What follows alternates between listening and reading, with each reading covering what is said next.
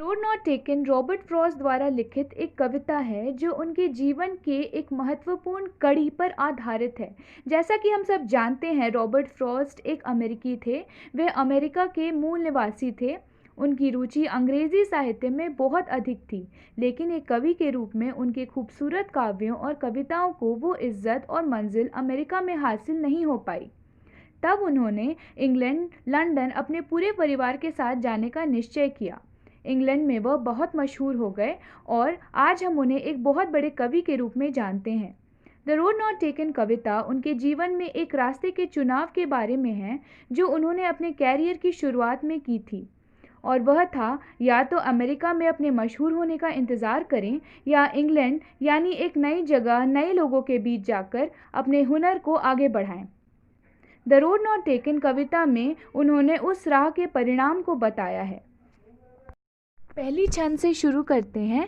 To roads diverged in a yellow wood and sorry I could not travel both and be one traveller long I stood and look down one as far as I could to where it bent in the undergrowth. इस छंद में Robert Frost कहते हैं कि दो रास्ते बटकर एक yellow would में समा जाते हैं। वुड का मतलब जंगल और येलो का मतलब ऑटम का महीना है, जब पत्ते पीले हो जाते हैं। पहले ही वाक्य में उन दोनों रास्तों का वर्णन है।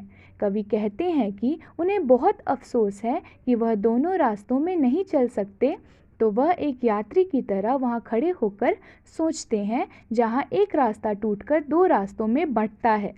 उनमें से एक रास्ते को वह बहुत देर तक खड़े होकर देखते हैं और झुककर उसे बहुत दूर तक देखने की कोशिश करते हैं, लेकिन वह रास्ता मुड़ जाता है और पेड़ों और झाड़ियों के बीच कहीं छुप जाता है। दूसरे छंद में आते हुए, then took the other just as fair and having perhaps the better claim because it was grassy and wanted wear, though as for that the passing there had warned them really about the same। तब Robert Frost दूसरे रास्ते का चयन करने का निर्णय करते हैं क्योंकि वह दोनों रास्तों को बराबर महत्व देते हैं, लेकिन दूसरा रास्ता शायद उन्हें ज़्यादा खूबसूरत और आकर्षित लगता है। कवि असमंजस में है। वह कहते हैं शायद दूसरा रास्ता भविष्य में ज़्यादा फलदायक साबित हो क्योंकि वह ग्रासी है, यानी उसमें बहुत सारी घास उगी है। ज़्यादातर जिस रास्ते में घास उगी होती है वह चलने में कठिन होता है और उधर लोग नहीं जाते हैं। जिस रास्ते को लोग इस्तेमाल करते हैं उस पर घास नहीं उगती क्योंकि वहाँ से बहुत लोग गुजरते हैं और वहाँ की मिट्टी ठोस हो जाती है। लेकिन कवि घास वाले रास्ते से जाने का निश्चय करते हैं क्योंकि वह उस रास्ते पर चलना चाहते हैं जहाँ से कम लोग गए हों और जो रास्ता चलने में कठिन हो। कवि यह भी कहते हैं कि क्योंकि पहले रास्ते का उपयोग बहुत सारे लोगों ने किया है, इसलिए वह घिस भी गया होगा और इसलिए वह दूसरे रास्ते को चुनते हैं।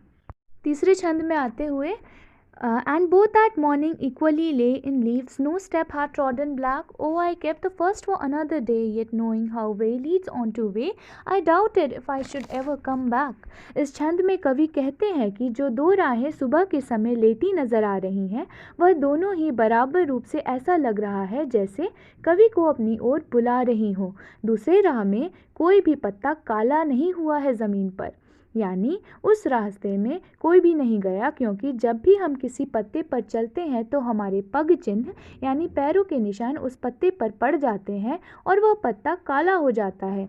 कवि पहले रास्ते को किसी और दिन के लिए छोड़ देते हैं और दूसरे रास्ते पर चलने का निर्णय करते हैं, यह जानते हुए कि एक बार जब हम किसी राह का चुनाव कर लेते हैं तो वह रास्ता ही हमें भविष्य की सीढ़ी चढ़ने में सहायक होता है और वापस आकर फिर से चुनाव करना संभव नहीं होता।